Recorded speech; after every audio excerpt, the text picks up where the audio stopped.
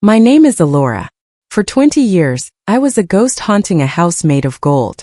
I was the charity case tucked away in the shadows, wearing hand-me-downs that smelled of damp closets while my siblings were draped in silk. I was the daughter who was always told to be grateful for a roof, as if my existence were a debt I could never repay. The night my sister told me to find another table because I wasn't real family, the laughter around me felt like cold glass shattering in my chest. And when they slid me that $3,500 bill, a fee for being tolerated, I paid it in trembling silence. But inside that silence, something broke, and something else was born. I know what it's like to feel invisible. I know the ache of being told you are less than because of where you came from. But today, I am standing in the light to tell you that your worth is not a transaction. Your dignity is not for sale. Before we walk through the halls of Blackwood Manor and witness the justice that was waiting in the shadows, I want to say a heartfelt thank you for being here today. Your time is a gift, and I am truly humbled to share this journey of resilience with you. If Alora's story touches a chord within your soul, or if you've ever had to fight for your own seat at the table, I invite you to subscribe to Queen's Revenge. Let's find our voices together and remember, the sweetest revenge isn't destroying them. It's building the life they never believed you could. This is my story.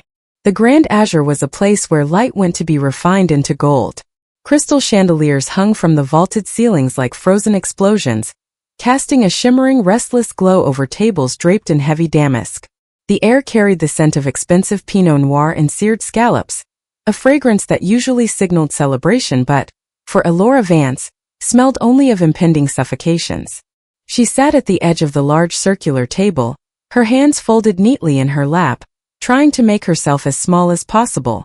This was supposed to be a family dinner to celebrate her father Arthur's latest merger, a night where the Vance name was meant to shine in the public eye. But as Alora looked around the table at the people who had raised her, she felt less like a daughter and more like a ghost haunting a feast that was never meant for her. Serafina, her sister by adoption but a rival by choice, sat directly across from her. Serafina was a creature of sharp angles and expensive silk, her hair a polished sheet of obsidian that caught the light with every calculated tilt of her head. She had spent the last hour holding court, her laughter a melodic chime that drew the attention of every diner in the room. Beside her, Julian leaned back with the effortless arrogance of a man who had never known the word no. Their parents, Arthur and Beatrice, watched them with a pride so thick it was almost tangible. Whenever Alora tried to join the conversation, her voice seemed to die in the vacuum of their indifference. She was a footnote in their grand narrative, a charity project that had long since lost its novelty. The atmosphere shifted when the main course was cleared. Serafina leaned forward, her elbows on the table, a lapse in etiquette she only allowed when she was about to strike. She swirled the dark remnants of her wine, her eyes tracking the movement before snapping up to meet Alora's. The smile she wore didn't reach her eyes. It was a thin, cruel line that promised nothing but pain. "You know, Alora," Serafina began, her voice carrying just enough to ensure the surrounding tables could hear. "This is a very intimate celebration. A celebration of Vance blood and Vance legacy. And looking at you sitting there trying so hard to blend in, it just feels a bit dishonest, doesn't it?" Alora felt the blood drain from her face. She looked to Arthur, then to Beatrice, searching for the protection a parent is supposed to provide. Arthur was busy inspecting his cufflinks, and Beatrice was suddenly very interested in the crumb on her napkin. The silence was their consent. "I don't understand, Serafina," Alora whispered, her voice trembling like a leaf in a gale. "I'm part of this family. I've been here since I was 3. Serafina let out a sharp, jagged laugh that cut through the low hum of the restaurant. "Being in the house doesn't make you part of the home. You were a gesture of public relations, Alora. A tax-deductible act of kindness. But tonight I find I can't breathe with you crowding the table. You aren't real family, and your presence here is a lie we're all tired of telling." She leaned closer, her voice dropping to a venomous whisper. "Go find another table. Sit at the bar. Sit on the floor for all I care. Just get away from us. You don't belong here." The humiliation was a physical weight, pressing down on Alora's chest until she felt her ribs might snap. She waited for someone to stop it, for Julian to crack a joke to break the tension, or for Beatrice to scold Serafina for her cruelty. But Julian only smirked, and Beatrice simply looked away. Alora stood up, the legs of her chair scraping against the marble floor with a sound that felt like a scream. She didn't look back as she navigated the gauntlet of curious stares from the other patrons. Every click of her heels on the floor felt like a heartbeat, loud and erratic. She found a small, isolated table near the bar, tucked into a shadow where the light of the chandeliers couldn't reach. From her new vantage point, Alora watched them. She watched the way the circle closed the moment she was gone, as if a missing puzzle piece had finally been discarded to make the picture perfect. They laughed. They toasted. They looked like the portrait of success, unburdened by the girl who sat 10 feet away, clutching a glass of water she couldn't swallow. The hours dragged by, each minute a fresh salt rub into the wound. She felt the eyes of the staff on her, pitying, confused, or perhaps just indifferent. She was the girl who had been evicted from her own family dinner, a spectacle of rejection in a room designed for vanity. As the night neared its end, Alora saw a waiter approach the main table. He was young, his movements stiff with the formality of the Grand Azure. There was a brief exchange, a flurry of signatures, and then, to Alora's horror, the waiter turned and began walking toward her. He looked uncomfortable, his gaze fixed on the leather folder in his hand. He placed it down in front of her with a soft thud. "The family requested I bring this to you, Miss Vance," he said, his voice barely audible. Alora opened the folder. The numbers at the bottom of the slip blurred before her eyes, then snapped into agonizing focus. $3,500. It was the bill for the entire evening. The vintage wine, the aged steaks, the appetizers they had shared before the world fell apart. Tucked behind the receipt was a small cream-colored card with Serafina's elegant, looping handwriting. "Consider it a little thank you for all the years we kept you under our roof. A fee for being tolerated. Pay it, Alora. It's the only way you'll ever truly earn your keep." A sharp breath caught in Alora's throat. Turning into a sob she forced back down into her lungs. She looked over at the main table.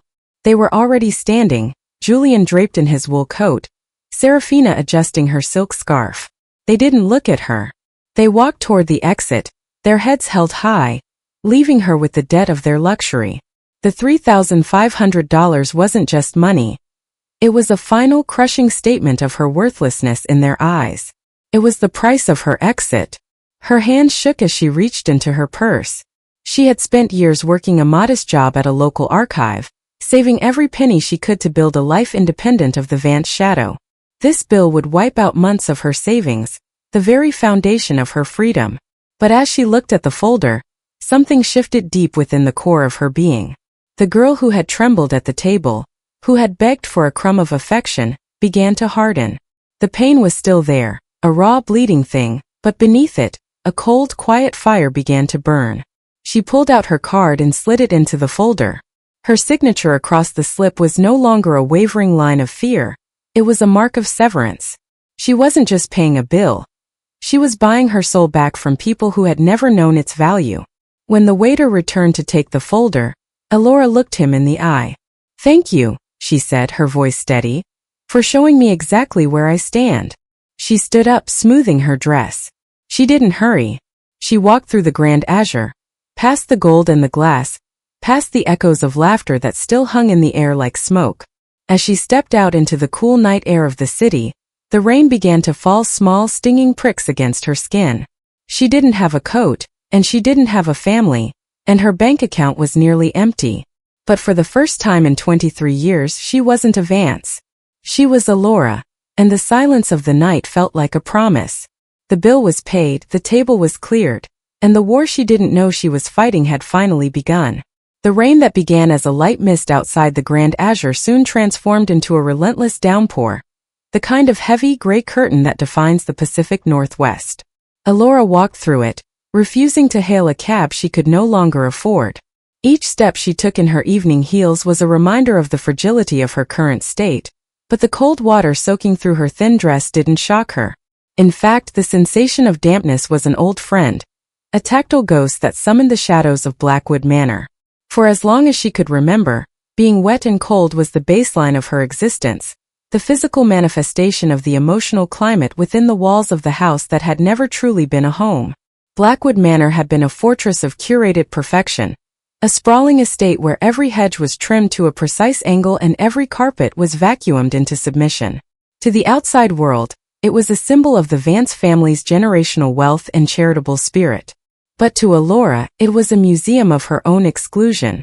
She remembered standing in the grand foyer as a child, watching the sunlight catch the dust motes in the air, feeling like one of those tiny particles, visible only when the light hit her just right, but otherwise entirely insignificant. The house was filled with the scent of expensive cigars and Beatrice's cloying floral perfume, but Alora's corner of the world always smelled different. It smelled of damp closets and the metallic tang of old pipes. While Serafina and Julian were draped in the finest silks and cashmere, Alora's wardrobe was a rotating collection of provisions. Beatrice would present her with boxes of hand-me-downs from distant cousins or charity drives, her face twisted into a mask of martyred kindness. "These are perfectly good, Alora," she would say, her voice as sharp as a glass shard. "It would be a sin to let them go to waste." Alora would pull on sweaters with pilled wool that scratched her skin and skirts that sat awkwardly on her hips, their seams already strained by lives lived by other girls. She learned early on to hide the holes in her socks and the frayed edges of her sleeves, because to ask for something new was to invite the lecture. The lecture always began with a sigh. Arthur would look up from his newspaper, his eyes cold and distant, as if he were looking at a ledger entry that refused to balance. "Alora," he would intone, "do you have any idea what it costs to maintain this lifestyle? To provide for a child who isn't even our own blood? We have given you safety and education and a name. You must learn to be grateful you have a roof over your head at all." That phrase, "be grateful you have a roof," became the bars of her cage. It was the ultimate conversation stopper, the weapon they used to silence every need, every hurt, and every dream. It reminded her that her presence was a debt she could never repay, a charity that required her eternal, silent subservience. The disparity was never more glaring than on the siblings' 16th birthdays.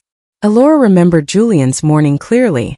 The driveway of Blackwood Manor had been filled with neighbors and family friends, all gathered to witness the unveiling of a brand-new, charcoal gray sports car. The paint had gleamed like a predatory shark in the morning sun. Julian had laughed, a sound of pure, unearned triumph as he took the keys. Later that year, on Alora's own 16th birthday, there had been no gathering. There had been no car.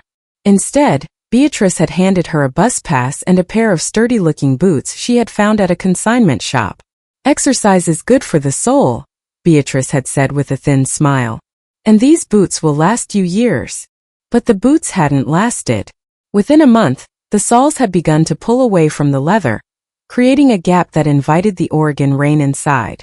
Alora remembered the specific rhythmic squelch of her footsteps as she trudged the 3 miles from the bus stop to the manor after school. The rain would seep into the shoes, turning her socks into sodden weights and numbing her toes until they felt like stones. She would arrive at the front door shivering, her hair plastered to her skull, only to be scolded by Arthur for dripping water on the Italian marble of the entryway. He would look at her leaking shoes with disgust, as if her poverty were a choice she was making specifically to annoy him.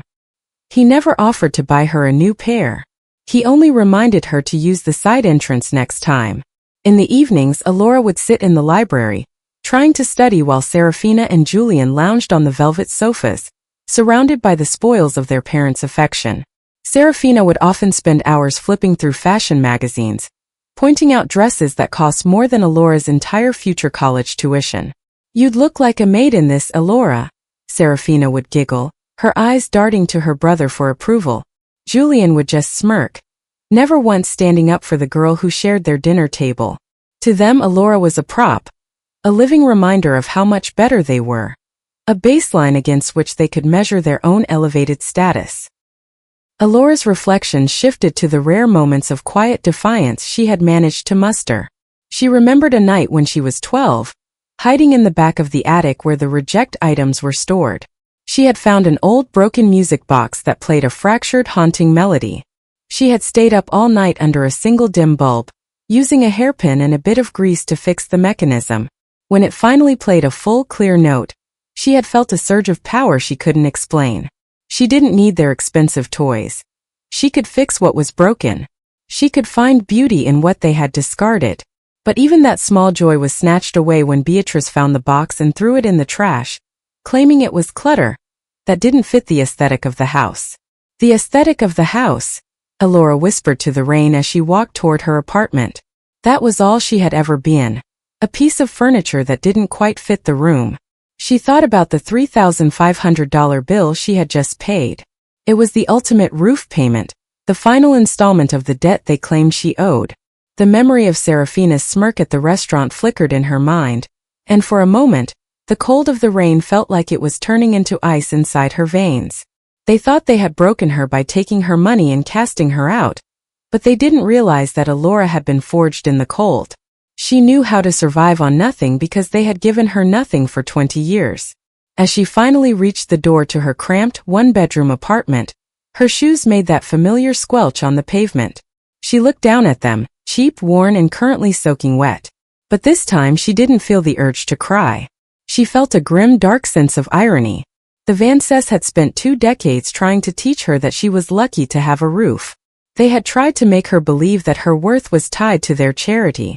But as she turned the key in her own lock, in a place they didn't own and a life they couldn't touch, Elora realized the truth. The roof over her head tonight was hers. The air she breathed was hers. And the fire beginning to roar in her heart, the fire that demanded justice for every mile walked in leaking shoes, was something they would never be able to extinguish. She stripped off the wet dress, leaving the Vance legacy in a heap on the floor, and stepped into the shower, letting the hot water wash away the last traces of Blackwood Manor. Grandmother Martha sat at the head of the long mahogany table like a silent sentinel carved from ancient, weathered stone. To the rest of the Vance family, she was a relic of a bygone era. A matriarch whose sharp mind they assumed was softening with age, a vault of wealth they were all waiting to inherit. She rarely spoke during these family gatherings, her eyes often clouded as if she were lost in the mists of her own memories. But Martha was never lost. Behind those pale, blue eyes lay a clarity that was as sharp as a diamond and twice as hard. She had been the silent witness to every cruelty, every dismissive glance, and every cold-hearted exclusion that Elora had endured since the day she entered Blackwood Manor. While Arthur and Beatrice performed their roles of charitable parents for the cameras, Martha saw the truth in the shadows. She saw the girl who studied by the light of a single candle to avoid being a burden on the electricity bill. And she saw the siblings who treated a human being like a discarded toy. Elora had always felt Martha's gaze, but she had never dared to interpret it as support. To Elora, Martha was simply another pillar of the Vance establishment, immovable and distant. Yet there were moments, small and fleeting, that had kept Elora from completely drowning in despair.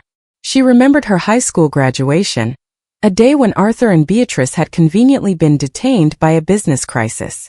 She had sat in the crowded gymnasium, feeling the familiar ache of being unwanted, until she looked toward the back row.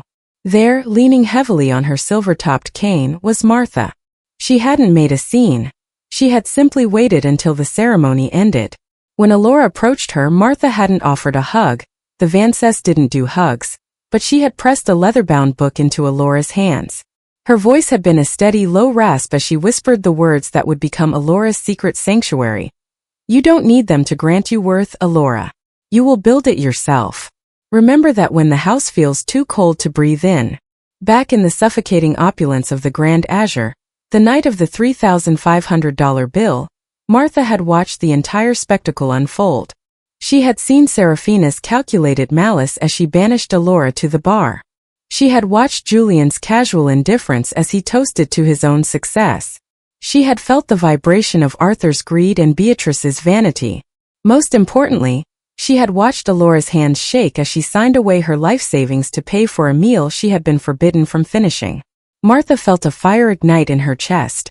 A fire she hadn't felt in decades. It was the same fire that had allowed her to build the Vance empire from nothing when her own husband had left her with debts and a broken spirit.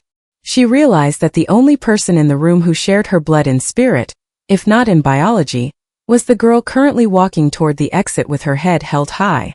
Elora reached the heavy glass doors of the restaurant, her fingers grazing the cold handle, ready to vanish into the rain and never look back. But then, a sound erupted that stopped her in her tracks. It was a rhythmic heavy thud, the staccato beat of wood hitting marble. Thud, thud, thud. The low hum of the restaurant died instantly. Even the waiters froze, their trays held mid-air. Elora turned slowly, her heart hammering against her ribs. At the head of the Vance table, Grandmother Martha was standing. She was a small woman, bowed by the weight of 80 years, but in that moment she seemed to tower over everyone in the room. Her silver-topped cane was planted firmly on the floor, and her eyes were no longer clouded. They were twin beacons of cold, blue lightning directed straight at Arthur. "Sit down, Arthur," Martha commanded. Her voice wasn't loud, but it carried a sovereign authority that made the air in the restaurant feel thick. Arthur, who had been halfway out of his chair, collapsed back into it as if he had been struck. Beatrice reached for her pearls, her face pale. Serafina tried to maintain her smirk, but it wavered under Martha's intense scrutiny. "And you, Serafina," Martha continued, her voice dripping with a quiet, lethal disdain. "Put that wine glass down. You've had enough of things you didn't earn." Martha turned her head slightly, her gaze finding Elora at the door. "Elora, come back here. This table isn't finished with you, and you certainly aren't finished with it." Elora walked back, her feet moving of their own accord. The silence in the Grand Azure was absolute. Even the diners at other tables had stopped eating, sensing that they were witnessing the end of an era. Elora stopped a few feet from the table, feeling the heat of her family's resentment like a physical burn. Martha didn't look at Elora yet. She kept her eyes on her son and daughter-in-law. "I have spent 20 years watching you four play a very ugly game," Martha said. "I watched you take a child into your home and treat her like a stray dog you were too polite to kick, but too cruel to love. I watched you steal her joy, her confidence, and tonight, I watched you steal her dignity over a piece of paper and a few numbers. You thought I was old. You thought I was fading. You thought you were just waiting for me to die, so you could carve up my hard work like vultures at a carcass." Arthur found his voice, though it sounded thin and strained. "Mother, please, this is a private matter. Elora is... she's fine. We were just teaching her a lesson about responsibility." Martha's laugh was a dry, hollow sound. "Responsibility? You wouldn't know the meaning of the word if it were engraved on your bank vaults. You've spent your lives spending what I built, and you've raised your children to be even more hollow than yourselves." Martha reached into the small, elegant clutch purse on the table and pulled out a folded document, its edges crisp and white. She didn't hand it to Arthur. She laid it flat on the table, right where the $3,500 bill had once sat. "I visited my lawyer yesterday. I signed a new will. It has been notarized, filed, and protected by more safeguards than you have brain cells between the four of you." A collective gasp rippled through the family. Serafina's face twisted into a mask of horror. "Grandmother, you can't be serious. Everything? The estate? The companies?" Martha's smile was the most terrifying thing Elora had ever seen. It was the smile of a predator that had finally decided to end the hunt. "Every property, every company, every share, and every cent of the Vance legacy belongs to one person," Martha declared, her voice ringing out like a bell. "It belongs to Elora. Not as a gift but as a restitution. She is the only one who knows the value of $1 because she is the only one who has had to bleed for one. None of you will inherit so much as a silver spoon. You have your own accounts, your own homes for now. But the Vance name and the power that comes with it? That ends for you tonight." The silence that followed was so heavy it felt as though the ceiling might cave in. Arthur's face went from pale to a deep, bruised purple. Julian looked like he was about to be sick, and Serafina simply stared at Elora with a hatred so pure it was almost beautiful. Elora herself felt as though she were floating, the world spinning in a kaleidoscope of shock and disbelief. She looked at Martha and for the first time, she saw the grandmother she had always dreamed of. Not a distant matriarch, but a fierce, unyielding protector. Martha finally turned her gaze to Elora, and the coldness in her eyes melted into something soft, something that looked suspiciously like pride. "You told her to find another table, Serafina," Martha said, her voice softening but losing none of its edge. "And she did. She found the only table in this room that matters. Mine." Martha reached out her frail, trembling hand toward Elora. "Don't just stand there, child. The rain is cold and we have much to discuss. This isn't just about money. It's about the truth they've been hiding from you. And it's about the justice we are going to take together. Elora stepped forward and took Martha's hand. The skin was like parchment, but the grip was like iron. As they walked out of the Grand Azure together, leaving the rest of the Vances frozen in the ruins of their own greed, Elora realized that the silent witness had finally spoken. And the world would never be the same again. The silence that followed the exit from the Grand Azure was not a peaceful one. It was the heavy, pressurized quiet that precedes a hurricane. As Elora sat in the back of Martha's vintage town car, the city lights blurred into long golden streaks against the rain-slicked windows. Martha sat beside her, her hand still resting atop Elora's, a steady anchor in a world that had just been turned upside down. Neither spoke for a long time, the only sound being the rhythmic swipe of the windshield wipers and the muffled hum of the engine. Elora felt as though she were suspended in midair, having jumped from a cliff and waiting to see if she would fly or shatter. The weight of the Vance legacy, the billions of dollars, the sprawling real estate, the intricate web of corporate power, now rested on her shoulders, and the gravity of it was terrifying. She wasn't thinking about the yachts or the penthouses. She was thinking about the look in Arthur's eyes. It wasn't the look of a defeated father. It was the look of a predator whose territory had been invaded. The storm broke the moment Elora stepped into her small one-bedroom apartment. It started with a single vibration on her nightstand, a sharp, buzzing sound that felt like an insect sting. Then another, and another. Within minutes, her phone became a weapon, a portal through which the Vance family began to pour their collective vitriol. The digital assault was calculated and relentless. The first message was from Serafina, stripped of her usual poetic cruelty and replaced with raw, unadulterated rage. "You think you've won? You're a parasite, Elora. You've spent 20 years sucking the life out of us, and now you've manipulated a dying woman into a delusion. Enjoy the view while it lasts, because we are going to bury you." Elora stared at the screen, the blue light stinging her eyes. She wanted to turn it off, to hurl the device into the dark corners of her room, but she was paralyzed by the sheer volume of the hatred. Julian's messages followed, mocking and dismissive, questioning her intelligence and reminding her that blood always wins. But it was the message from Beatrice that cut the deepest. Her adoptive mother, the woman who had ostensibly provided for her for 2 decades, wrote, "I always knew you had a cold heart, Elora. To exploit Martha's fragility for money is a low I didn't think even you were capable of. You are no daughter of mine. You are a snake we made the mistake of warming in our house." The word snake felt like a physical blow. The irony was suffocating. The people who had stolen her childhood and her trust were now painting her as the aggressor. They were weaponizing her trauma, turning her years of silent endurance into proof of a long-term scheme. By midnight, the assault moved beyond private messages. The family's reach was vast, and they began to leak anonymous tips to the local social circles and tabloid blogs. By the time the sun began to peek through the gray Portland clouds, the narrative had already been set. Adopted daughter manipulates Vance matriarch in final days. The comments sections were a cesspool of judgment.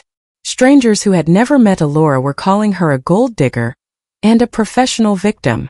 She watched in horror as her life was dissected and reassembled into a story of greed. Every moment of her life, every time she had stayed late at the archives to work, every time she had been seen in a coffee shop alone, was being twisted into evidence of her calculating nature. She felt the walls of her apartment closing in, the very air thick with the venom they were spraying into the world. Meanwhile, in the mahogany-paneled offices of Vance and Associates, the real machinery of retaliation was being assembled. Arthur and Beatrice sat across from a team of high-priced lawyers, men in charcoal suits with smiles as sharp as razors. There was no mourning for Martha's health, no reflection on the broken family dynamics. There was only strategy. Arthur paced the room, his voice a low growl. "She's 84 years old," he told the lead attorney. "She's been confused for months. It's the product of a clouded mind and undue influence. Elora has been whispering in her ear, isolating her, making her believe we're the enemies." He was building a case to have Martha declared incompetent, a move that would not only invalidate the new will but would strip Martha of her own agency in her final months. It was a cold, clinical betrayal of a mother by her son, all in the name of preserving an inheritance. The legal hurdle was not just a threat, It was a wall of ice. Alora received the formal notice of the contest within 48 hours. The Vances were seeking an emergency injunction to freeze the estate and were filing for temporary guardianship over Martha. They were claiming that Martha was suffering from late-stage dementia, cited by unstable behavior at the restaurant. They were using Martha's act of justice as the primary evidence of her insanity. Alora felt a wave of nausea. If they succeeded, Martha would be trapped, her voice silenced once again by the people who had spent their lives ignoring her. Alora realized then that this wasn't just a fight for money. It was a fight for Martha's soul, and for the truth of her own existence. She went to see Martha at Crestwood Manor, fearing that the grandmother she had just found would be cowed by the family's aggression. Instead, she found Martha in the sunroom, sipping tea and looking out at the gardens with a serene, almost predatory calm.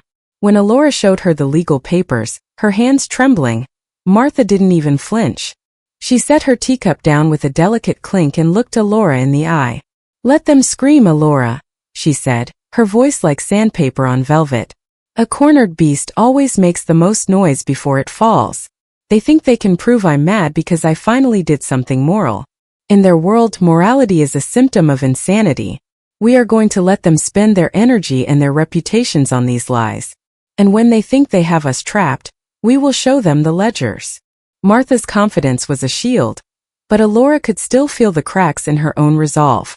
Every time her phone buzzed, she felt a jolt of anxiety. She started avoiding the windows, worried that a photographer might be lurking in the bushes. The gold digger label clung to her like a shroud, making her feel dirty even in her own skin. She thought about the leaking shoes, the miles walked in the rain, the $3,500 bill she had paid with her last cent. The world didn't see that. They only saw the girl who had suddenly inherited a kingdom and assumed she had stolen the keys. The chapter of her life as a ghost was over, but the new chapter as a villain was proving to be much more exhausting. The Vances had spent decades making her feel invisible. Now they were making her feel monstrous. As she sat on the floor of her apartment that night, surrounded by the shadows of her humble life, Alora realized that the gathering storm wasn't just coming. It was here.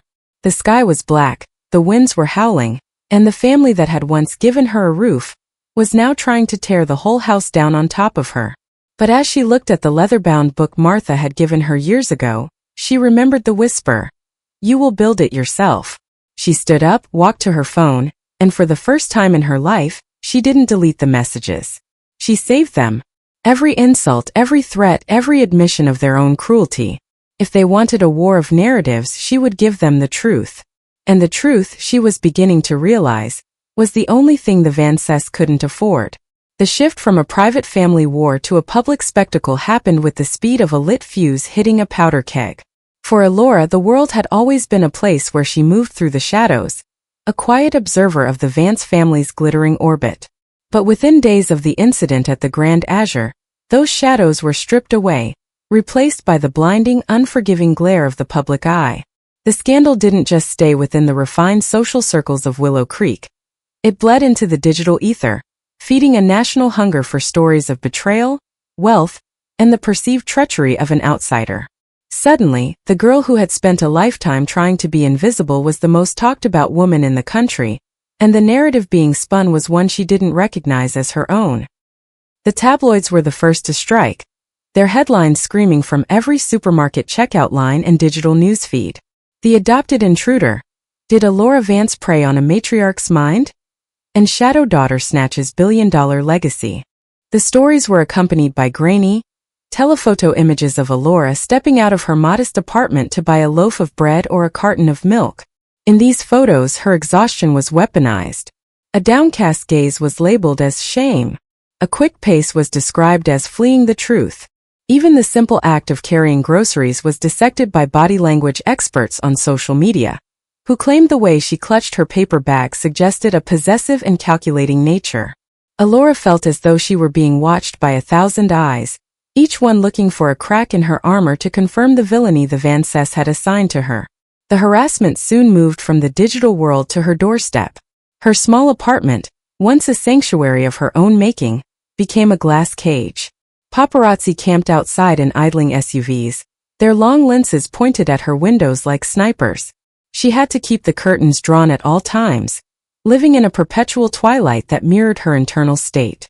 Every time she reached for the door handle, her heart would climb into her throat, a frantic bird seeking escape. When she did venture out, the air was filled with the aggressive click-clack of shutters and shouted questions that felt like stones being thrown. Elora, how much did you influence Martha? Do you feel guilty about stealing from your siblings? What did you say to her the night of the dinner? She would walk with her head down, her old leaking shoes, now replaced but still haunting her memories, stepping over the puddles as the world demanded she explain a crime she hadn't committed. The crescendo of the media frenzy arrived on a Tuesday morning. Elora sat on her floor, the blue light of the television the only illumination in her room. She had tuned into the Morning Pulse, a national talk show known for its high-drama interviews. And there, sitting on a plush velvet sofa under the soft, flattering lights of the studio, was Serafina. She was dressed in a muted navy blue, the color of mourning, and her makeup was expertly applied to look as though she had been weeping for hours. Beside her, Beatrice sat with a hand on her daughter's shoulder, a picture of maternal grief that turned Elora's stomach.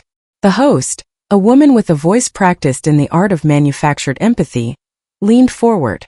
Serafina, the world has been captivated by the story of the Vance inheritance. You've remained quiet until now. Tell us, what is it like to see your family's legacy handed to an outsider? Serafina let out a shaky breath, a masterclass in theatrical restraint. She dabbed at her eyes with a lace handkerchief, a prop Elora knew was for show. It's not about the money, Serafina whispered, her voice carrying a fragile melodic tremor that vibrated through the television speakers. We would give every cent away if it meant having our grandmother back. The real tragedy is that Martha is. She's not herself. She's fragile, her mind isn't what it once was. And Elora, whom we loved as a sister, whom we gave everything to, she saw that weakness.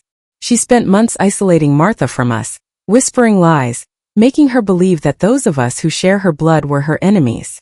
It's a level of manipulation that breaks my heart. I don't recognize the woman I grew up with. Beatrice chimed in, her voice cold and hollow. We gave that girl a home when she had nothing. We shared our table, our lives, our love. To have her turn around and exploit a dying woman's confusion is a betrayal I cannot put into words. It's like we raised a viper in our own nest. Elora watched, frozen, as the audience in the studio murmured in sympathy. The camera zoomed in on Serafina's crocodile tears, capturing the exact moment a single drop rolled down her cheek. It was a perfect performance. In that moment, to millions of viewers, Serafina was the victim, and Elora was the predator. The host nodded gravely, looking directly into the camera as if to pass judgment on behalf of the nation.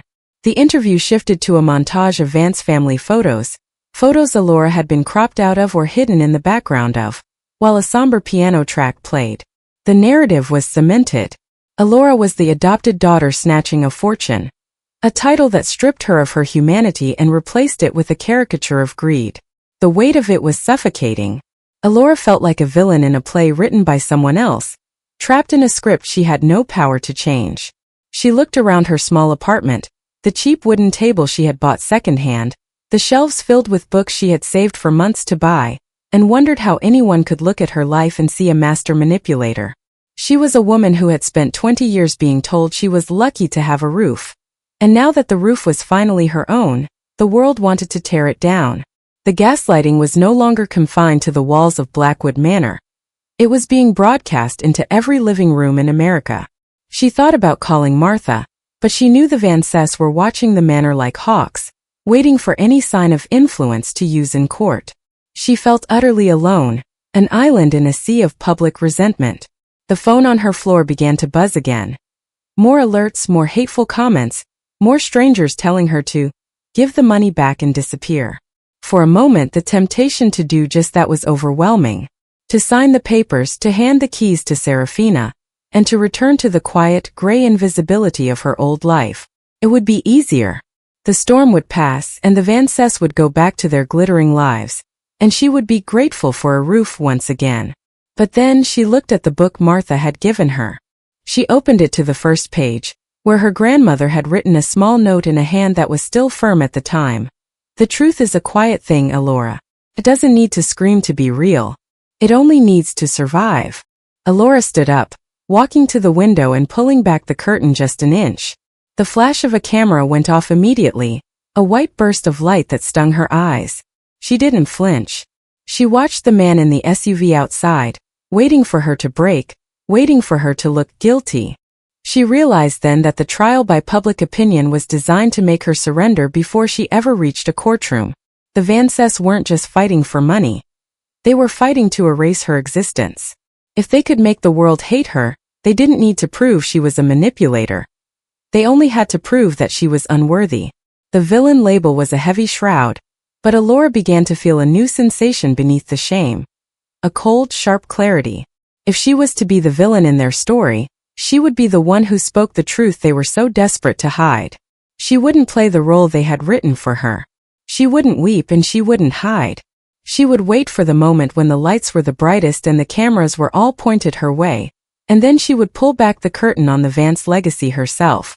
The world was watching, and for the first time in her life, Alora Vance realized that being seen was the only way to truly be free. The air inside Crestwood Manor was a stark contrast to the chaotic, flashbulb-lit world outside.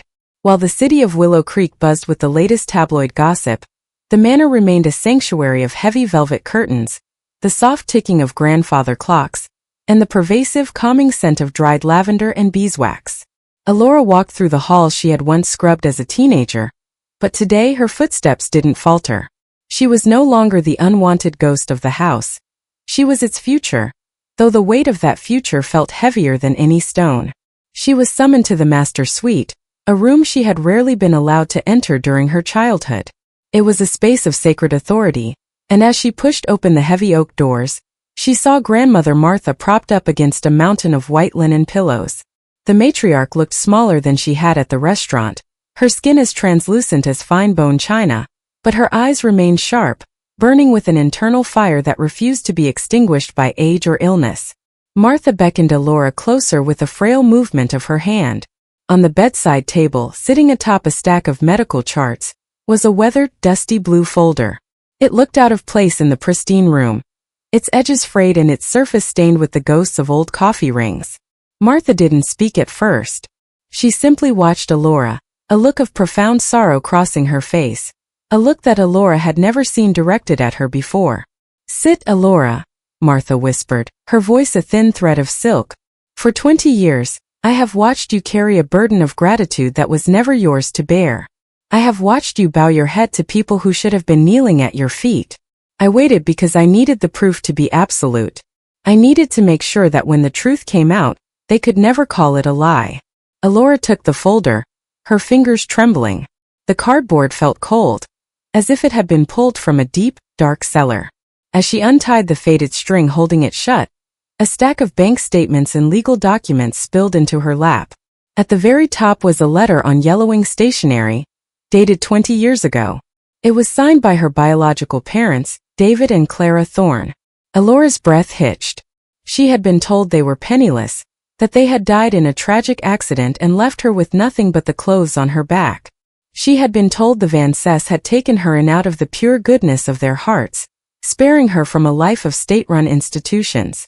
But as her eyes scanned the elegant, looping script of her mother's handwriting, the world began to tilt. The letter was a directive for a trust fund. It stated in no uncertain terms that David and Clara had left a sum of $600,000 for their daughter Alora. The money was intended for her education, her medical care, and a modest start to her adult life. It was to be managed by Arthur Vance, their trusted friend and executor. Alora felt a cold, numbing sensation spread from her fingertips to her chest. $600,000. In the late 90s it was a fortune. Even now it was a life-changing amount of money. She turned the pages, her eyes blurring as she looked at the ledger of withdrawals. The theft was not a single desperate act. It was a meticulously planned 20-year-long pilfering of her soul. The first major withdrawal was dated 6 months after her parents' funeral.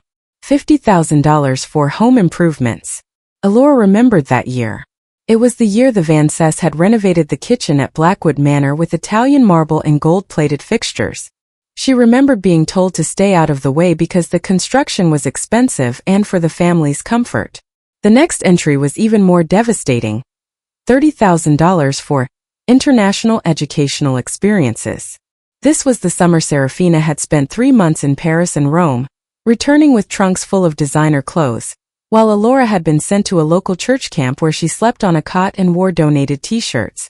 Page after page, the numbers told a story of a family living high on the spoils of a dead couple's love for their child.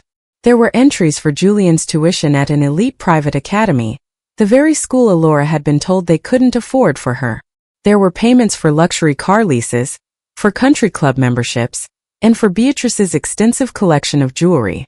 By the time Alora reached her 18th birthday, the trust fund, which should have grown with interest into millions, had been hollowed out. There was less than $50 left in the account. The Vances hadn't just denied her affection.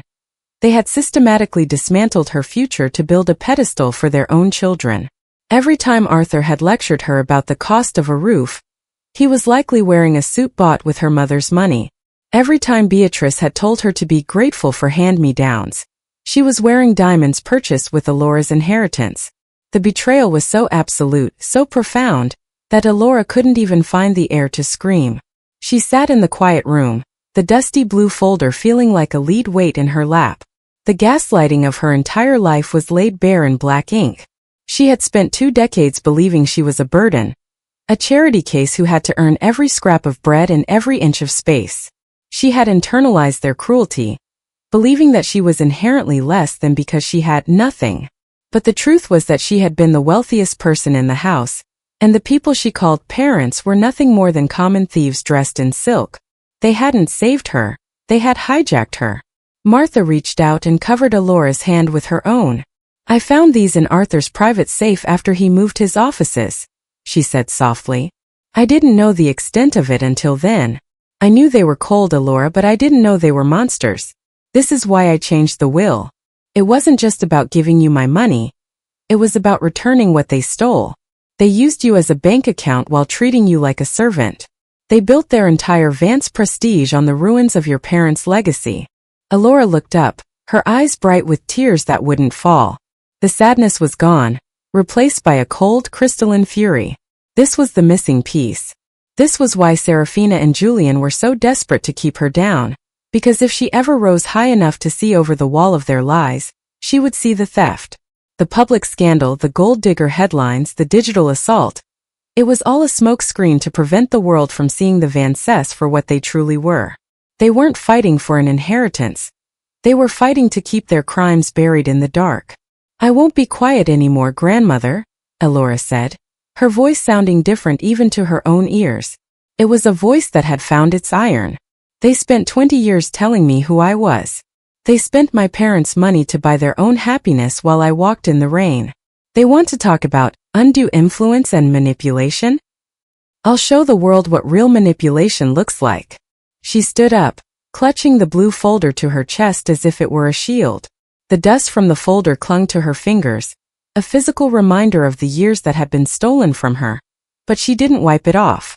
She wanted to feel the grit. As she walked out of Martha's room, Alora didn't see the opulent hallways or the fine art on the walls. She saw the faces of David and Clara Thorne, the parents she had been told left her with nothing. She felt their presence in the weight of the papers in her hand, a final gift delivered 20 years late. The table of strangers had been a place of humiliation, but this room, this bed of truth was her true turning point. Alora Vance was no longer an orphan of charity. She was a woman seeking restitution, and the fire that had been smoldering in her since the Grand Azure had finally become an inferno. She walked toward the front doors of the manor, ready to face the cameras, ready to face the world. The Vances thought they had stolen her future, but they had only delayed it. And now, with the ledger of their lies in her hand, Alora was coming to collect every cent of the debt they owed her, starting with their pride. The morning of the press conference felt like the world was holding its breath. The sky over Willow Creek was a bruised purple, heavy with the threat of another storm, but inside the ballroom of the Heritage Hotel, the air was electric with a different kind of tension. For days, the Vance family had controlled the narrative, painting Alora as a shadow-dwelling opportunist. But today the shadow was stepping into the light. Elora sat in a small dressing room, staring at her reflection. She wore a suit of charcoal wool, simple, elegant, and entirely her own. She didn't look like the broken girl from the Grand Azure or the gold digger from the tabloids. She looked like a woman who had finally found the bottom of her own strength. Beside her stood Silas Thorne. Silas was a man who looked like he had been forged from granite and legal precedents.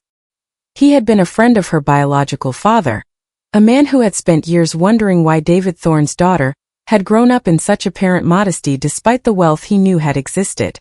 When Elora had brought him the dusty blue folder from Martha's bedside, Silas hadn't just taken the case.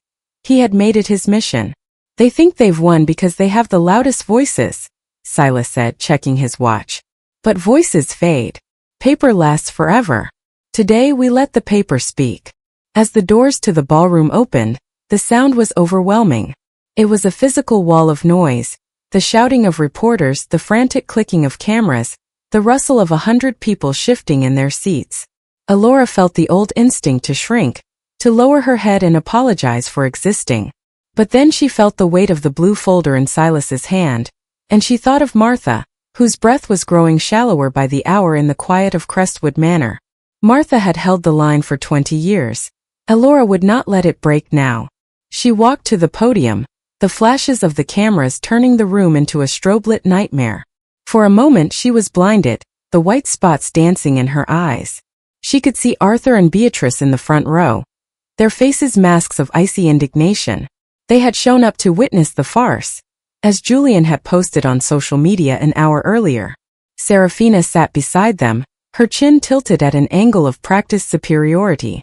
They still thought she was the same girl who would pay a $3,500 bill in trembling silence. They still thought they owned the room. Silas Thorne stepped forward first, his voice booming through the microphones with the authority of a gavel. "Ladies and gentlemen of the press," he began, "for the past 2 weeks, you have been fed a story of manipulation and greed. You have been told that Elora Vance exploited a vulnerable woman for a fortune she didn't deserve. Today we are here to correct the record. We are here to talk about the real theft." The room went silent as Silas opened the first display on the large screen behind them. It was a digital scan of the original trust fund document from 2006. 20 years ago, David and Clara Thorne died, leaving their 3-year-old daughter in the care of Arthur Vance. They also left her $600,000. This money was meant to ensure Elora's future was secure. It was meant to be a final act of love from parents she would never truly know. A murmur rippled through the crowd. Elora watched Arthur's face. The icy mask didn't just slip, it shattered. His skin turned a sickly mottled gray. Silas moved to the next slide. A side-by-side comparison of bank withdrawals and Vance family milestones. On October 14, 2008, $40,000 was withdrawn from Elora's trust for unspecified family expenses.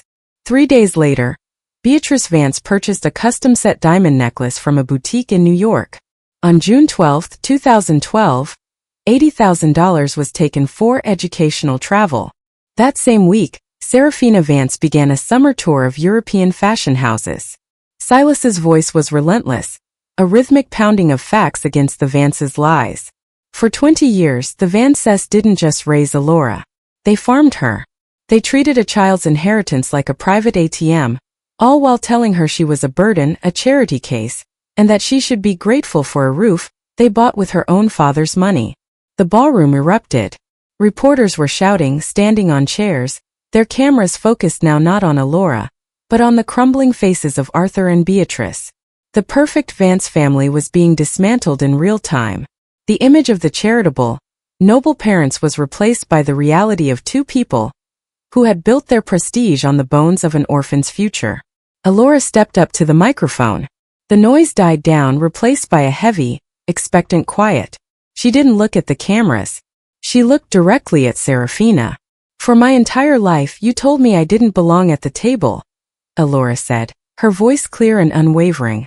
"You made me feel like every scrap of food I ate and every thread I wore was a gift I could never repay.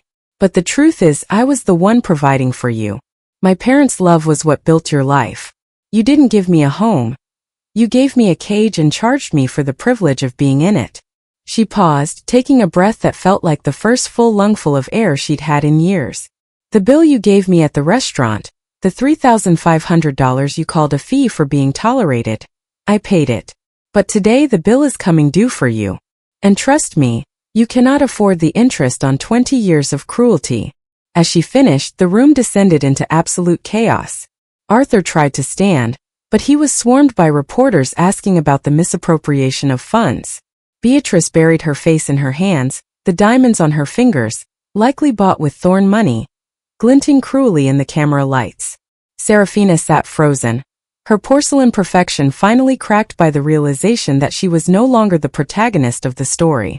She was the villain, and the world was watching her unravel. Elora walked off the stage, Silas Thorn shielding her from the surge of journalists. As they reached the hallway, the cool silence of the hotel's back corridors felt like a sanctuary. Silas looked at her, a rare grim smile on his face. The silence is broken, Elora. They can't hide in the shadows anymore. It's not enough to break the silence, Silas, Elora replied, looking toward the exit. Now we have to finish the fight. She thought of Martha waiting back at the manor. The grandmother who had been the silent witness had finally given Elora the strength to be the speaking truth. The perfect Vance family was crumbling, their reputation dissolving like sugar in the rain. But Elora knew that a cornered beast was at its most dangerous. The gathering storm had broken, but the war for the estate, for Martha's legacy, and for the very soul of the Vance name was only just beginning. As she stepped out into the rain, she didn't feel cold. She felt like the fire. The doors of the Willow Creek Superior Court swung open with a heavy final thud. Inside, the arena of truth awaited. A room paneled in dark, aged oak that seemed to absorb the very light of the morning. The air was thick, carrying the sharp scent of floor wax, old paper, and the cold metallic tang of nervous sweat. This was no longer a battle fought in the tabloids or over dinner tables. This was a war of records, oaths, and the cold, unyielding hand of the law. Elora sat at the plaintiff's table, her hands folded tightly. Beside her, Silas Thorn was a pillar of calm, methodically arranging binders that contained the evidence of a lifetime of theft. Across the aisle, the Vances sat in a row, looking like a crumbling dynasty. Arthur's suit was impeccably pressed, but his eyes were sunken. Serafina sat with a rigid spine, her face a mask of frozen porcelain, though the frantic tapping of her designer heel against the floor betrayed the panic beneath. The family's lead counsel, a man named Sterling Vane who was known for his predatory tactics, rose first. His voice was like a cello, deep, resonant, and practiced in the art of manipulation. He didn't focus on the bank statements or the trust fund. Instead, he went straight for Elora's character. He painted a picture of a calculating intruder who had spent 20 years playing the long game. Your Honor, Vane intoned, pacing the length of the floor. What we see here is not a victim but a parasite. A woman who was given everything. A name, a home, a future. And responded by whispering poison into the ear of a dying, confused matriarch. Elora Vance exploited grandmother Martha's fading mind, isolating her from her true blood relations to secure a fortune she never earned. Vane turned to look directly at Elora, his eyes narrowing. She played the role of the dutiful, quiet daughter while secretly sharpening her claws. She waited until Martha was at her weakest to strike. This will isn't an act of justice. It is the final heist of a professional grifter. Elora felt the sting of the words, the familiar weight of being labeled unworthy threatening to pull her down. But then Silas Thorn stood.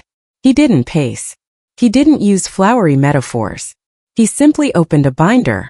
My colleague speaks of fading minds and manipulation, Silas said, his voice cutting through the tension like a scalpel. So let us look at the facts.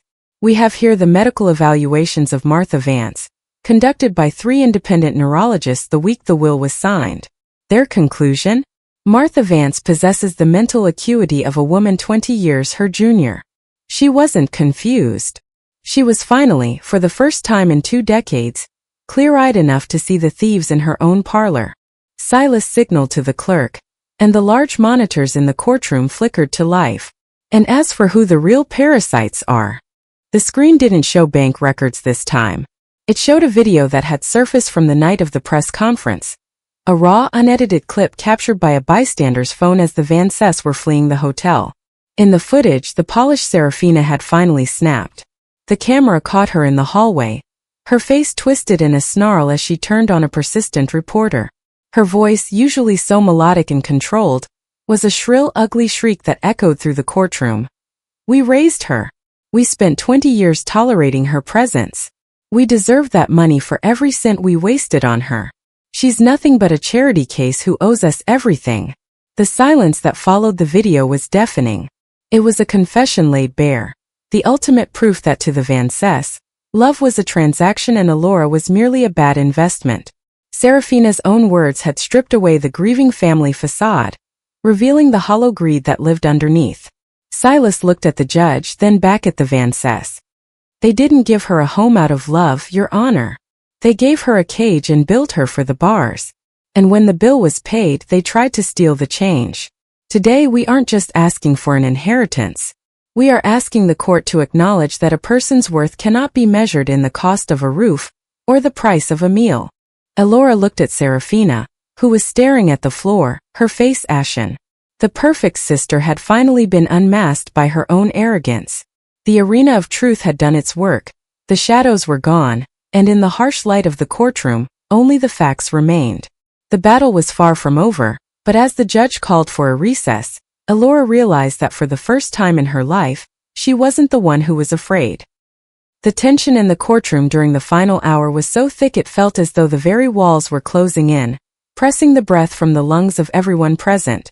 Judge Sterling, a woman whose reputation for iron-willed impartiality was legendary in Willow Creek, sat behind the elevated bench, her silver hair gleaming under the harsh fluorescent lights. She spent a long, agonizing moment reviewing the final binders of evidence, the side-by-side comparisons of the stolen trust fund and the undeniable clarity of Grandmother Martha's medical records. The only sound in the room was the soft rustle of paper and the distant, muffled siren of a city that had no idea a dynasty was about to fall. Alora sat perfectly still, her heart beating a slow, heavy rhythm against her ribs. She didn't look at Arthur, whose face had aged a decade in a single week, nor at Beatrice, who clutched her designer handbag as if it were a life raft in a rising tide. Finally, Judge Sterling closed the last folder and looked out over the courtroom.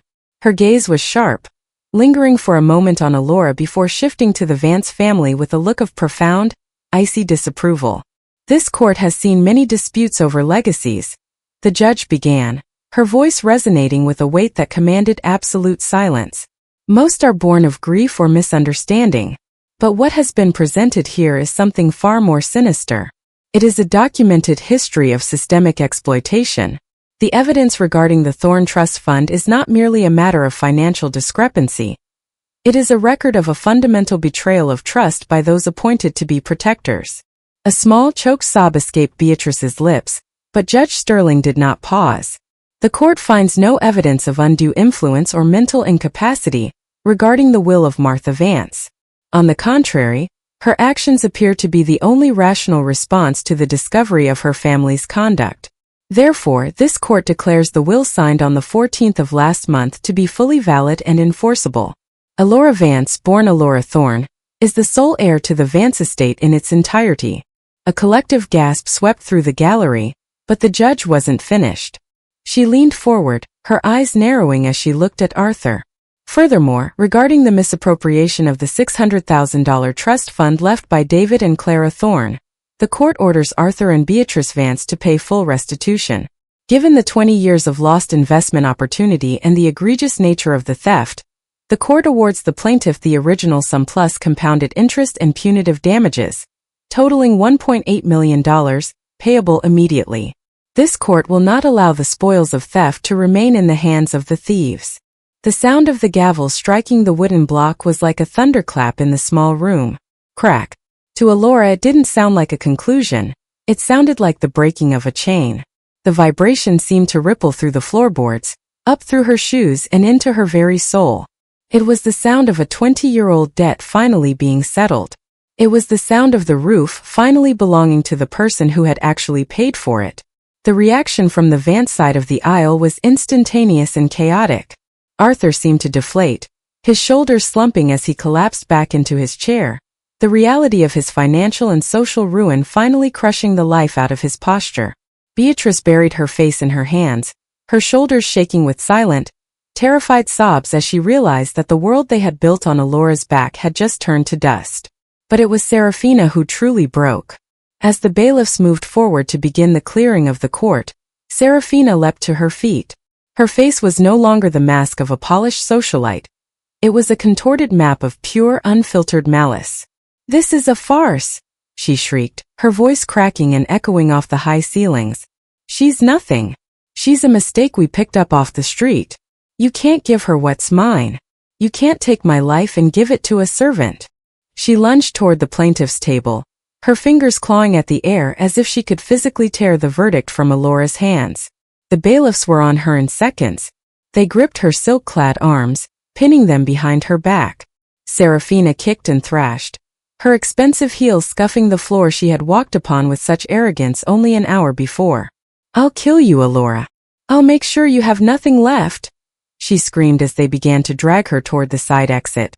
Her voice grew fainter, a hollow, ragged rage echoing down the marble hallways until the heavy doors swung shut, cutting off the sound of her descent. In the sudden, ringing silence that followed, Alora felt a hand on her shoulder. It was Silas Thorne, his expression one of grim satisfaction. "It's over, Alora. The truth is now the law." Alora didn't speak. She looked across at Arthur and Beatrice, who were being approached by their own lawyers, men who now looked at them with the detached coldness of professionals who knew their clients were no longer a source of profit. She saw the ruins of their reputation, the way the reporters in the back were already typing the headlines that would make them pariahs by nightfall. She had spent a lifetime wanting them to love her, then wanting them to see her. Now she only felt a strange, quiet pity. They had had everything: money, status, a family, and they had traded it all for the petty satisfaction of making an innocent girl feel small. She stood up, her movements fluid and certain. She didn't feel the need to gloat, nor did she feel the gratitude they had tried to beat into her. She felt for the first time like the owner of her own story. As she walked out of the courtroom, the light from the hallway spilled in bright and clean. Behind her, the perfect Vance family remained in the shadows of the bench, trapped in the wreckage of their own greed. Alora walked toward the elevators, the sound of her own footsteps no longer a squelch of wet shoes, but a firm, steady rhythm of a woman walking into a future that was finally, legally, and undeniably her own. The week following the verdict was not the quiet retreat Alora had expected. Instead, it was a metamorphosis. The world that had once squinted at her with suspicion and labeled her a gold digger suddenly found itself staring into a mirror of its own prejudice. The news of the stolen trust fund and Serafina's courtroom meltdown had acted like a chemical wash, stripping away the Vance family's gilded facade and revealing the rot beneath. For Alora, the transition from an invisible ghost to a national symbol of resilience was jarring. She spent those days in the quiet halls of Crestwood Manor, reading by Grandmother Martha's side, while outside the gates, the very same news vans that had once hunted her now waited for a single word of forgiveness or fury. The invitation for a sit-down interview came from the National Perspective, the most respected long-form news program in the country. Silas Thorne had advised against it at first, fearing more media distortion, but Alora knew this was the final piece of the architecture she was building. If she didn't speak now, the world would write its own ending to her story, one focused on the money and the downfall of a wealthy family. She didn't want a story about a downfall. She wanted a story about an ascent. The night of the interview, the studio was a cathedral of shadow and light. Alora sat across from Elena Brooks, a journalist known for peeling back the layers of public figures until the truth was exposed. Elena looked at Alora not with the hungry eyes of a tabloid reporter, but with a quiet, observant respect. As the on-air light flickered to life, the hum of the cooling fan seemed to fade, leaving only the two women in a vacuum of silence. "Alora," Elena began, her voice low and steady, "the last month has seen you go from a private citizen to perhaps the most talked-about woman in the country. We've seen the bank records, we've seen the courtroom outbursts, and we've seen the legal victory that returned millions to your name. Many people are calling this the ultimate revenge. How does it feel to finally have the Vance family at your mercy?" Alora took a slow breath, her hands resting calmly on her lap. She didn't look like the girl who had paid a $3,500 bill with shaking fingers. I think people are obsessed with the word revenge because it's a louder emotion than justice, Alora replied, her voice carrying a soft, crystalline clarity. But revenge is a fire that requires the person who started it to keep burning.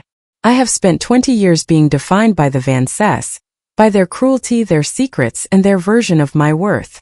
If I spent my life trying to destroy them, I would still be defined by them. This isn't revenge. This is the reclamation of my own name. Elena leaned in, intrigued. You spoke in court about being invisible. There are thousands of children currently in the foster system or in adoptive homes who feel that same invisibility today. What do you say to them, now that you are standing in the light? This was the moment Alora had prepared for. The reason she had agreed to let the cameras back into her life. She looked directly into the lens, past the studio lights and the broadcast towers, into the homes of people she would never meet but whose hearts she knew intimately. I want to speak to the child who is wearing a hand-me-down that doesn't fit, Alora said, her diction slow and deliberate. To the one who is told to be grateful for a roof that feels like a prison. To the one who sits at the edge of the family photo because they feel like a guest in their own home. For a long time, I believed that my value was something that had to be granted to me by people who didn't even like me. I thought if I worked harder, smiled more, and demanded less, I would eventually earn the right to belong. But the truth is, your worth is not a transaction. It is not something that can be stolen even if your money is. It is not something that can be erased, even if your voice is silenced. You are not a charity project. You are a human being with a soul that is entirely your own. I am standing here today not because I won a fortune, but because I stopped waiting for permission to exist. The studio was so quiet that the sound of Alora's breath seemed to fill the room. Elena Brooks, a woman who had interviewed presidents and icons, looked momentarily moved, her professional mask slipping to reveal a flash of genuine empathy. The public response to your story has shifted dramatically, Elena noted, gesturing to a tablet on the desk. Our inbox is flooded. We've received thousands of letters in the last 48 hours. They aren't asking about the money, Alora. They are sharing their own stories. People who have been silenced for decades are saying they finally feel seen through your victory. How do you process being the face of that movement? Alora felt a lump form in her throat, the first crack in her composure. It's the only part of this that still makes me want to cry, she admitted. For 20 years I thought I was alone in that cold house. I thought the silence was my fault. To realize that there is a chorus of people who felt the same way. It's overwhelming. Those letters are more valuable to me than the estate. They are the evidence that the unseen are finally looking at each other. We aren't ghosts anymore. The interview lasted for an hour, but it felt like a lifetime of healing condensed into 60 minutes. Alora didn't spend a single second disparaging Arthur or Beatrice. She didn't mock Serafina's bankruptcy or Julian's public disgrace. By refusing to engage in their pettiness, she made them look even smaller. She spoke of grandmother Martha's strength, of Silas Thorne's integrity, and of the foundation she intended to build to protect children from financial exploitation. She spoke of dignity as if it were a physical place, a home she had finally moved into. As she left the studio that night, the atmosphere outside had changed. There were no shouted insults or aggressive lenses shoved in her face. Instead, a small group of people stood near the exit. They weren't paparazzi, they were ordinary citizens. A young woman stepped forward, clutching a worn notebook. I was adopted too, she whispered, her eyes shining with unshed tears. I never told anyone how they treated me until I saw you on the news. Thank you for speaking for us. Alora took the woman's hand, feeling the warmth of a connection that wasn't built on blood or legal obligation, but on shared truth. We're done being quiet, Alora told her. That night, back at Crestwood Manor, Alora sat by the fireplace with a stack of the letters that had been forwarded to her. They were from every corner of the country, some written on expensive stationery, others on lined notebook paper. Each one was a testament to the human spirit's ability to survive in the shadows. As she read them, the voice of the unseen wasn't just hers, it was a roar. The Vances had tried to make her a footnote, a minor character in their grand selfish play. But as the fire crackled in the hearth, illuminating the room with a soft, steady glow, Alora realized that she had become the author. The perfect family was gone, replaced by a community of the resilient. And for the first time in her life, Alora didn't just have a roof over her head. She had a purpose that reached far beyond the walls of any house. The quiet that descended upon Crestwood Manor in the weeks following the trial was of a different quality than the oppressive silences Alora had known at Blackwood. This was a heavy, sacred stillness, the kind that gathers in a room when the world of the living and the world of the eternal begin to brush against one another.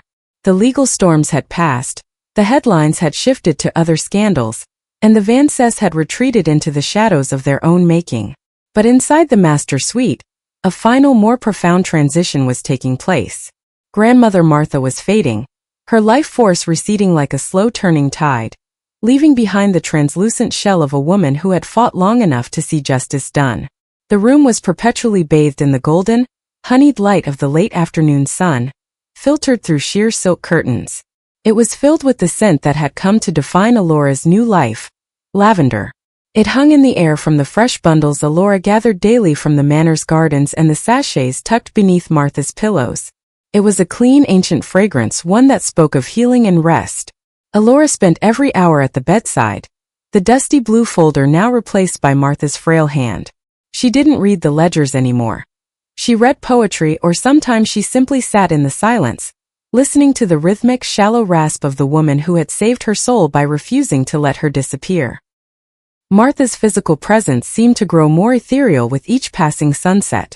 Her skin was like the finest parchment, etched with the map of a century's worth of endurance. Yet when she opened her eyes, the blue lightning was still there, though softened now by a profound peace. She rarely spoke, husbanding her strength for the final crossing, but her gaze never left Alora's face. In those long, quiet hours, Alora realized that the greatest inheritance Martha had given her wasn't the millions in the bank or the deed to the manor. It was the permission to be seen. It was the recognition that her life had value simply because it existed. On a Thursday evening, as the sky turned a deep, bruised violet and the first stars began to pierce the Oregon dusk, Martha stirred. Her grip on Alora's hand, which had been a feather-light touch for days, suddenly tightened with a surprising, desperate strength. Alora leaned in close, her heart hammering against her ribs, her own breath hitching in sympathy. She could smell the lavender, the sterile scent of medicine, and the unmistakable cold edge of the end. "Alora," Martha whispered. The voice was a mere ghost of the sovereign authority that had once silenced the Grand Azure, but it held a clarity that vibrated through the marrow of Alora's bones. "I'm here, grandmother. I'm right here," Alora replied, her voice thick with the tears she had been holding back for weeks. She stroked the silver hair, soft as silk, away from Martha's forehead. Martha turned her head slightly, her eyes finding Alora's with a piercing intensity. "The money, the houses, they are just stones and paper," Martha said, her words spaced by long, difficult breaths. "Arthur and the others, they thought the legacy was the gold. They thought being a Vance meant owning the room. They were wrong. They have always been hollow." She paused, her chest heaving as she gathered the last of her fire. "You are my legacy, Alora. Not because you have my name now. Not because you have my wealth. But because you refused to stay in the shadows. You refused to be silent when the world told you that you were nothing. You found your iron child. That is the only thing that outlives the grave." Alora let the tears fall then, hot and silent, onto the white linen sheets.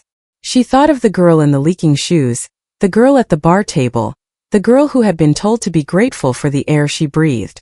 She realized that Martha had been waiting for this, not just for the legal victory, but to ensure that Alora understood the source of her own power. "I will honor you, grandmother," Alora whispered. "I will spend every day making sure no one else has to be invisible." Martha's lips curved into a faint, beautiful smile, the first true smile Alora had ever seen from her. It wasn't the predator's smile of the courtroom. It was the smile of a woman who had finished her work and found it good. "Never let them define you," Martha breathed. "You built it yourself." With those final words, the tension in Martha's hand began to melt. Her grip didn't vanish, it simply eased, as if she were letting go of a heavy anchor. Her eyes remained fixed on Alora for a moment longer, full of a quiet, triumphant pride, and then the light within them began to recede.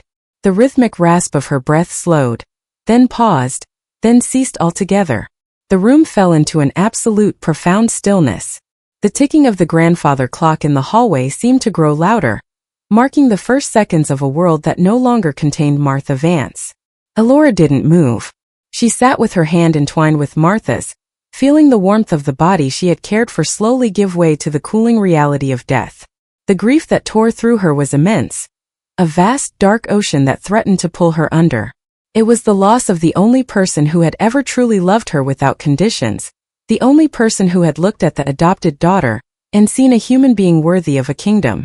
But as Elora sat there in the lavender-scented twilight, she realized something extraordinary. The grief was sharp, but it wasn't heavy. It didn't have the suffocating weight of the unworthiness she had carried for 20 years. It wasn't the shame of the Grand Azure or the hollow ache of Blackwood Manor. This was a clean grief, a sacred sorrow born of love and respect. It was the grief of a daughter, not a beggar. For the first time in her life, Elora wasn't mourning because she felt small. She was mourning because she had lost someone who made her feel large. She leaned down and pressed a final kiss to Martha's forehead, her tears dampening the silver hair. "Thank you," she whispered into the silence. "Thank you for the light." Elora stood up and walked to the window, looking out over the gardens of Crestwood. The world outside was the same.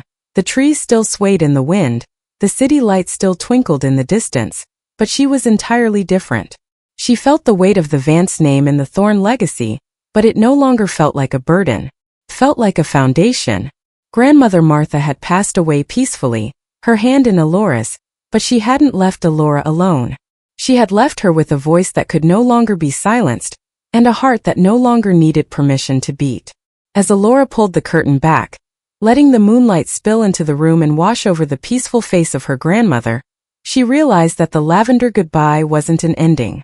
It was a benediction. The girl who had been told she didn't belong at the family table was now the head of that table, and the scent of lavender followed her as she walked toward the door, ready to face the final chapter of the life she had finally, truly built herself.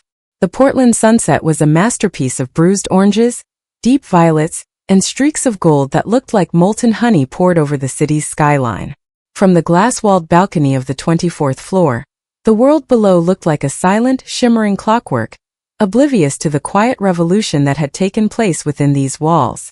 1 year had passed since the gavel had struck in that dark oak courtroom, and yet for Elora Vance, now legally Elora Thorne, it felt like several lifetimes had been lived in those 12 months.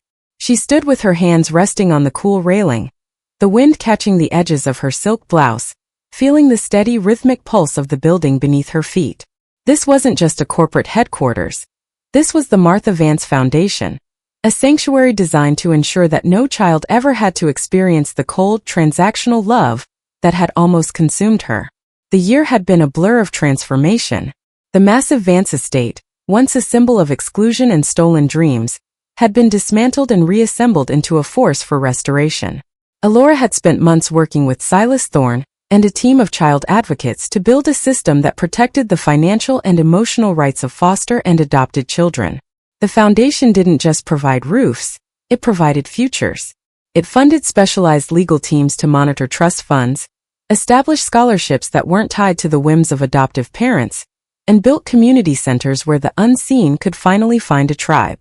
Every photograph on the walls of the lobby downstairs featured a child who was being seen, heard, and valued, not as a charity project, but as a person of inherent worth.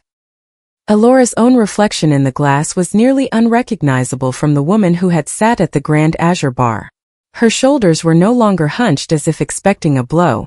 Her gaze was no longer searching the room for an exit. She had become the architect of her own peace. The public, which had once hungrily consumed the gold digger narrative, now spoke of her with a reverent kind of awe. Financial magazines had recently profiled her under the headline, "The Woman Who Turned Scars into a Legacy." They wrote about her business acumen and her unwavering commitment to social justice, but Elora knew the truth was much simpler. She had finally stopped trying to earn a seat at a table that was designed to keep her out. The fate of the perfect Vancess had become a cautionary tale whispered in the same elite circles they once dominated. Following the court's order to repay the $1.8 million, Arthur and Beatrice had been forced to liquidate almost everything. Blackwood Manor, the fortress of Elora's childhood misery, had been sold at auction to a developer who turned it into a public park. Arthur and Beatrice now lived in a cramped two-bedroom apartment on the outskirts of the city, their names tarnished beyond repair. Julian's career in finance had evaporated the moment the theft was made public, his marriage dissolving under the weight of debts and the sudden loss of prestige. But it was Serafina whose fall had been the most precipitous. The woman who had lived for the spotlight was now a pariah, her influencer empire collapsing into bankruptcy as brands scrambled to distance themselves from her cruelty. Earlier that afternoon, Elora had received an email. It sat in her inbox like a ghost from a dead world. It was from Serafina. The message was stripped of its usual poetic venom, replaced by a desperate, fawning tone that made Elora's skin crawl. "Elora, please," the email had read. "We are family. We made mistakes, but surely you can't want to see us on the streets. I'm in trouble, Elora. The legal fees, the debt. I just need a small loan to get back on my feet. Remember the years we shared. For grandmother's sake, help me." Elora had stared at the screen for a long time, the memory of the $3,500 bill flickering in her mind. She remembered the shaking of her hands and the cold rain on her skin. She thought of Martha's final breath and the 20 years of gratitude she had been forced to pay. She didn't feel a surge of triumph or a desire to mock her sister's desperation. She felt only a profound, hollow indifference. The Vances hadn't been destroyed by Elora. They had been destroyed by their own greed, their own inability to see people as anything other than tools. They were the architects of their own obscurity. With a single steady click, Elora had deleted the email. She didn't mark it as spam. She simply removed it from her existence. There was no more debt to settle. The bill was paid in full. As the sun dipped below the horizon, casting long, elegant shadows across the balcony, Elora's mind drifted back to that night at the Grand Azure. She could still hear the scrape of the chair and the chime of Serafina's laughter as she delivered the ultimatum. Go find another table. At the time, those words had felt like a death sentence, a final exile into the cold. But standing here, at the helm of a foundation that was changing thousands of lives, Elora realized the cosmic irony of that moment. Serafina had intended to banish her, but she had actually set her free. That other table near the bar hadn't been a place of shame. It was the first piece of ground Elora had ever stood on that wasn't owned by a Vance. It was the moment she stopped being a guest in someone else's life and started becoming the master of her own. The table of strangers had been the birthplace of her empire. She had built a table so large that it could hold everyone the world had tried to discard, and she had built it with the very strength the Vances had tried to break. She thought of Martha, imagining the silver-haired matriarch standing beside her, the scent of lavender catching in the evening breeze. Martha's legacy wasn't the money or the glass tower. It was the fact that Elora was standing here, breathing deeply, looking at the future without fear. The sweetest revenge wasn't watching the Vances lose their home, or seeing Serafina beg for money. It was the fact that they no longer mattered. They were small, distant figures in a rearview mirror, while Elora was driving toward a horizon they could never reach. A soft knock on the balcony door interrupted her thoughts. It was a young girl, perhaps 8 years old, with bright eyes and a shy smile. She was one of the first children to move into the Foundation's transition home. "Miss Elora?" the girl whispered. "We're about to start the dinner downstairs. Everyone is waiting for you." Elora turned, her face softening into a genuine, radiant smile. She walked over to the girl and took her hand, not with the cold formality of a benefactor, but with the warmth of someone who knew exactly how the girl felt. "Is the table ready?" Elora asked. "Yes," the girl nodded eagerly. "It's a big table. There's room for everyone." Elora felt a final, soothing click in her heart, a closing of a circle that had been broken for 20 years. She took one last look at the fading light of the Portland sky, then turned her back on the sunset and the ghosts of the past. "Then let's go," Elora said, her voice steady and full of light. "I wouldn't want to keep my family waiting." As they walked through the glass doors together, the sound of Elora's heels on the floor was no longer a frantic heartbeat. It was a march. The girl who had been told she didn't belong had built a world where belonging was a birthright. The exile was over. The legacy was reborn. And for the first time in her life, Elora Thorne was exactly where she was meant to be. "Thank you so much for staying with me until the very end of this journey. It is truly humbling to share these stories with you." Alora's journey is a reminder that our worth is never decided by those who fail to see it, but by the strength we find within ourselves. Have you ever felt like an outsider in your own life? Please, share your thoughts or your own stories of resilience in the comments below. I would be honored to read them. If this story touched your heart today, please consider subscribing to Queen's Revenge. Let's build a community where every voice is heard.